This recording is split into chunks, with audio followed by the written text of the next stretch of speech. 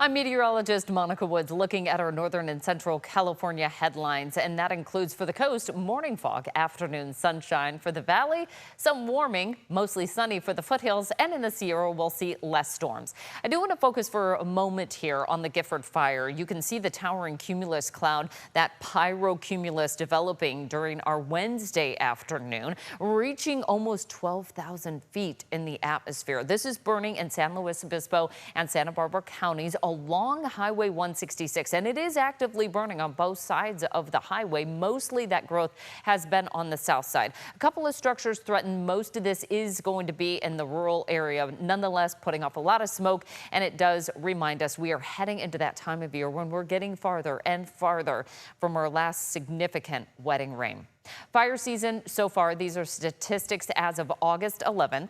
Fires have burned about 5,300 fires so far this year, acres over 350,000 acres this year. That's going to fall pretty close to that 2024 average, and then also our 5-year average as well. Now, keep in mind, our Gifford Fire has burned over 124,000 acres so far, but these statistics this year also include what happened in January in the Los Angeles area.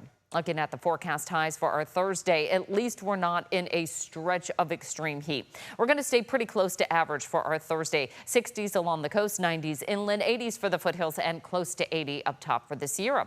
A little shift in our winds coming in on Thursday. We're still pulling in a bit of a nice onshore flow here. That's going to elevate at least the humidity. But as we head into our Thursday evening, into our Friday, that becomes more of a north wind. It is going to erode a lot of that coastal fog.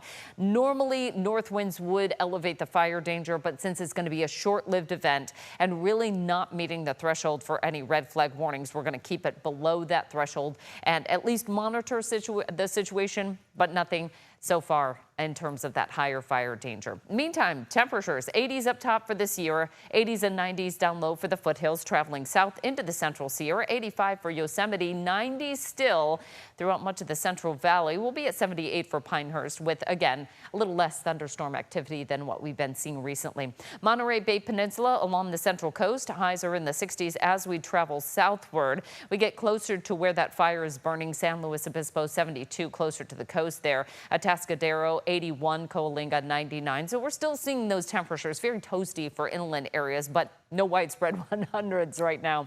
60s along the Bay Area coast. That includes Point Reyes at 71 degrees. Inland areas will warm into the 80s and lower 90s. Along the northwest coast, we've got highs in the 60s. Lots of fog along the California-Oregon border coastal communities there. Once we head inland, we are hitting highs in the upper 90s, low 100s for the northern Sacramento Valley. As we travel towards the capital region, highs are going to be closer to the low to mid 90s. Pretty typical for this time of year. Nothing too extreme at this point.